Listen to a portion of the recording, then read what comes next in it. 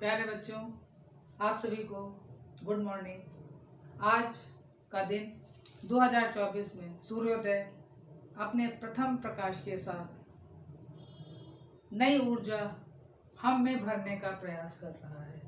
वैसे तो विद्यार्थी जीवन सदैव प्रतिदिन संकल्प का होता है।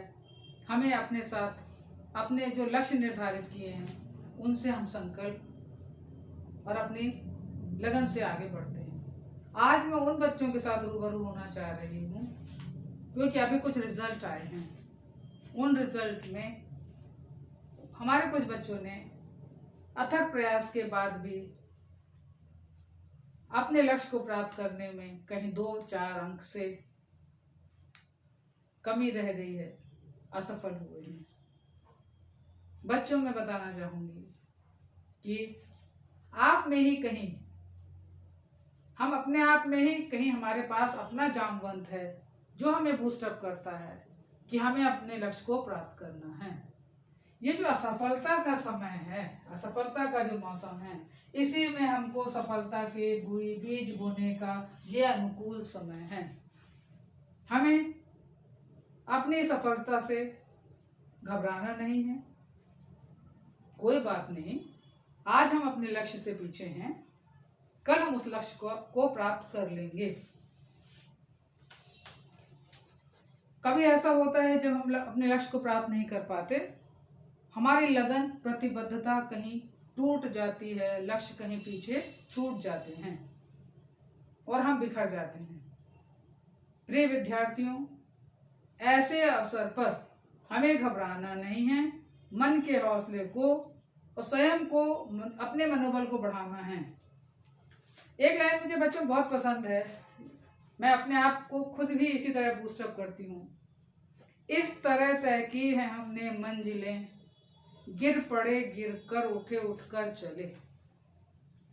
फिर से सुनिए, इस तरह तय की है हमने मंजिलें, पहले तो हम गिर पड़े, गिरे, गिर के उठे और फिर हम उठकर चले। स्वाभाविक है, यह असफलता से हमारा लक्ष्य कहीं डगमगाता है, परंतु हम अपने हौसले से फिर उसको प्राप्त करने में सफल हो ही जाते हैं। बच्चों, मैं एक छोटी सी कहानी शेयर करना चाहूंगी। जैसे मान लीजिए वन प्रांत जो है, जंगल जो है, सर्वश्रेष्ठ पक्षी कौन है? कोयल।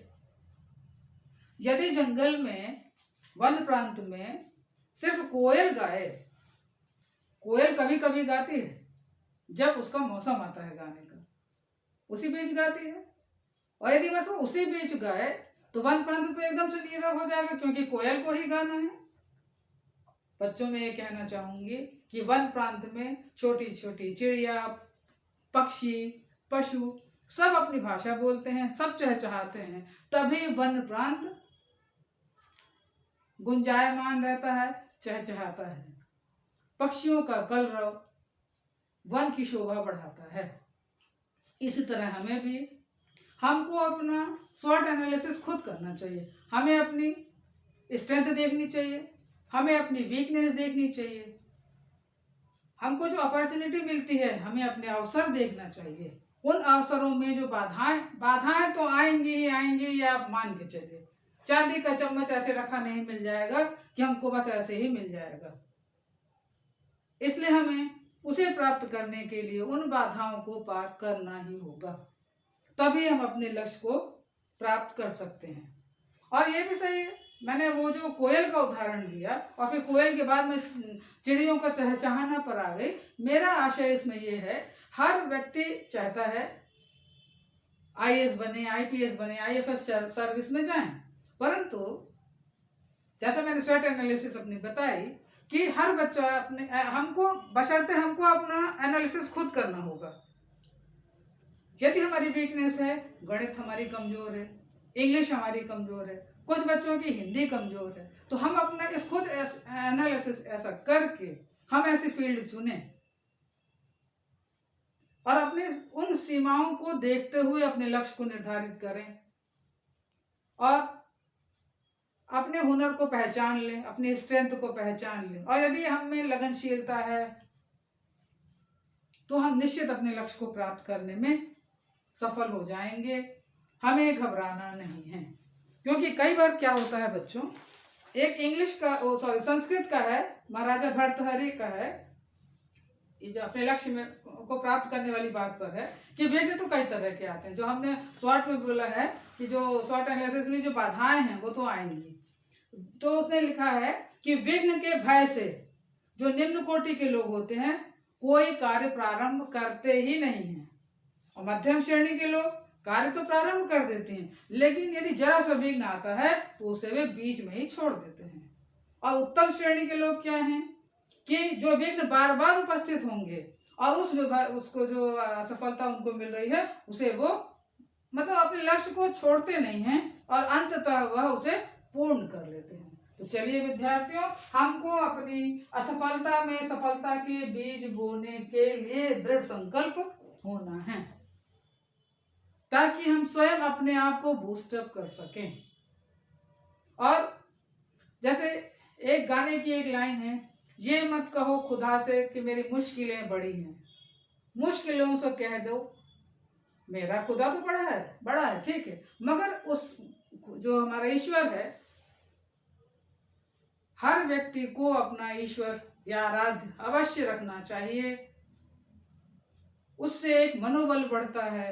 और जैसा मैंने आपको बताना चाह रही थी बच्चों, हमें और आपको, आप पर तो पूरे भारत पूरे देश का भविष्य निर्भर है, और इस समय तो देखा जाए पूरे विश्व में भारतीय युवा छाए हुए हैं, क्योंकि 142 करोड़ 86 लाख जनसंख्या में 35% युवा हैं, और जो युवा पूरे विश्व में छाए हुए हैं। तो ये जो युवा हैं, आज जो अभी भावी पीढ़ी तैयार हो रही है और आप भावी पीढ़ी के कर्णधार हैं, तो जो वर्तमान समय में हम देखते हैं जो धर्म है, धर्म के 4 आधार हैं, सत्य, तप, दया या दान कहिए या पवित्रता। बच्चों, पढ़ाई के साथ साथ हम जब अपने लक्ष्य और लगन को प्राप्त कर लेते हैं, जैसा मैंने कहा, कोई आईएएस, कोई आईपीएस, कोई आईएफएस, कोई नायब तहसीलदार, कोई अन्य सेवाओं में जा रहा, कोई स्टार्टअप शुरू करेगा, परंतु हमें एक बात ये भी नहीं भूलना है। अभी मैं परसों शहडोल शंभुनाथ विश्वविद्यालय के दीक्षांत समारोह में थी, वहां के राज्यपाल महोदय ने जब अपना उद्बोधन दिया तो उन्होंने ये कहा, हमें ये नहीं भूलना चाहिए कि हमारे माँ बाप ने हमें अच्छे कपड़े देने के लिए, क्योंकि यूनिवर्सिटी भेजा है, भोजन देने के लिए खुद आधी रोटी खाई होगी तब हमको उन्होंने भोजन दिया है। हमें ये नहीं भूलना है। तो हमें अपने माँ को देखना है, माँ पिता, और उसके बाद धर्म। ये तो मैं अपना बताना चाहूंगी कि धर्म का हमको नहीं भूलना है आधार, क्योंकि धर्म के 4 स्तंभ हैं।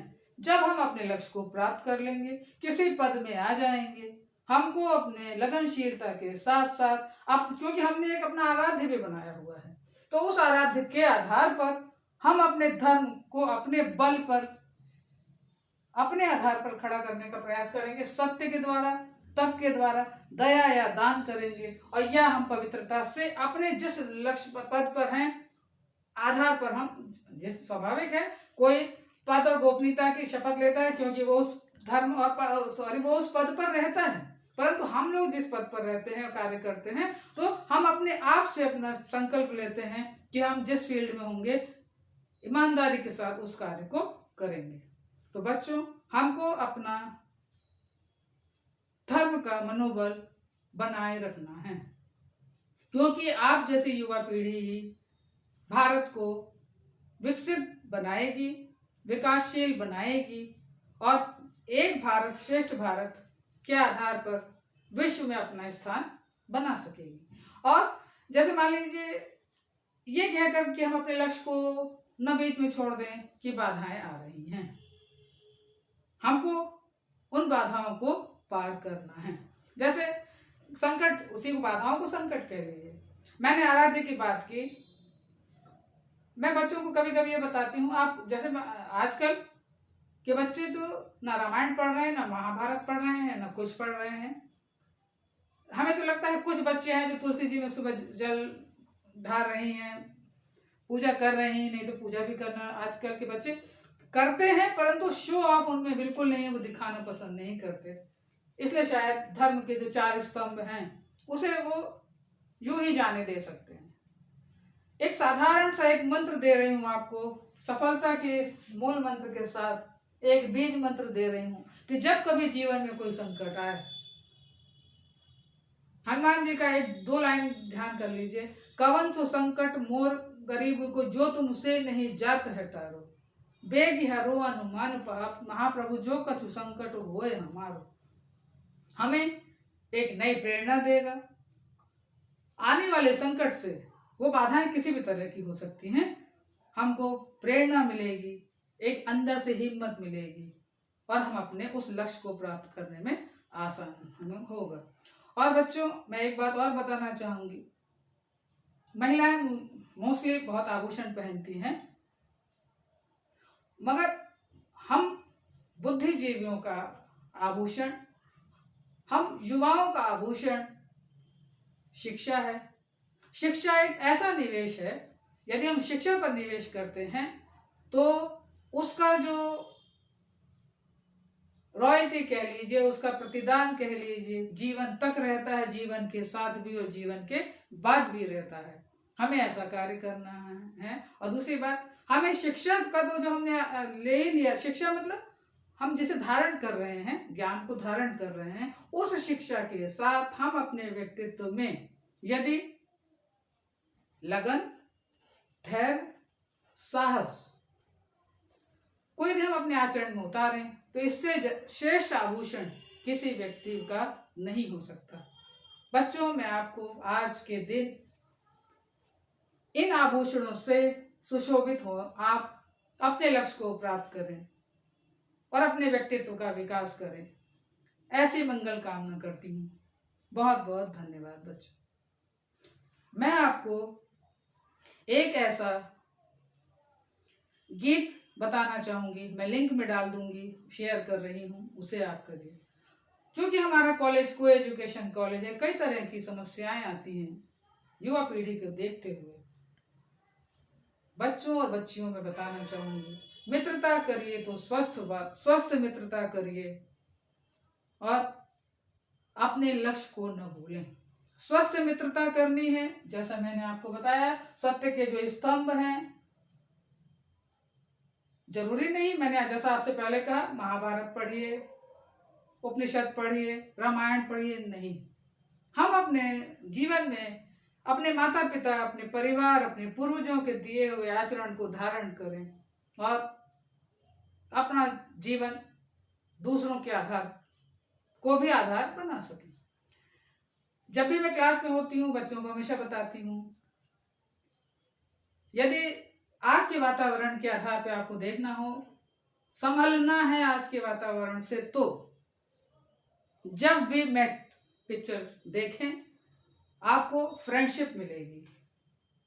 रेलवे मैन पिक्चर अभी लेटेस्ट है, भोपाल गैस त्रासदी पर बनी है, उसे देखेंगे तो आपको ह्यूमैनिटी मिलेगी। आप उसे देखिए बच्चों। और यदि आपको मॉरल देखना है, मॉरलिटी देखनी है, तो आपको देखना पड़ेगा जिंदगी न मिलेगी दोबारा। बच्चों, क्योंकि आप लोगों के हिसाब से यदि मैं कुछ उदाहरण दूं, तब शायद आप लोग जल्दी फॉलो अप करने लगते हैं। इसलिए मैंने ये 3 चीजें आपको बोली हैं, इसे समय निकाल के देखने का प्रयास करिएगा। और एक अपने आप को बूस्टअप करने वाला एक गीत है, जब हम बहुत लड़खड़ा जाते हैं अपने लक्ष्य से और अंदर से टूट जाते हैं, लगता है अब हम कुछ नहीं कर पाएंगे, यह गीत हमें हिम्मत देगा। वह मैं लिंक शेयर कर दूंगी डिस्क्रिप्शन बॉक्स में, समय निकालकर उसे भी सुनिएगा। बच्चों, आपको फिर से बूस्टअप करते हुए आप में एक नई ऊर्जा का संचार करने के लिए मैं आप तक आज अर्ली इन द मॉर्निंग आप तक पहुंचने का प्रयास कर रही हूँ। क्योंकि माता पिता के बाद यदि बच्चे यदि थोड़ा बहुत किसी को फॉलो करते हैं तो शायद शिक्षक भी है। और शायद क्यों कहूँ, कभी कभी तो बच्चे माता पिता को उतना फॉलो नहीं करते जितना कि कहते हैं मेरी मैडम या मेरे सर ने कहा है। यदि किसी एक जीवन को भी मैं संवार सकती हूँ या अपने लगन से वो अपने लक्ष्य को प्राप्त कर लेगा तो मुझे लगेगा आज का यह संदेश मेरे लिए सार्थक हो रहा है। बहुत बहुत धन्यवाद बच्चों।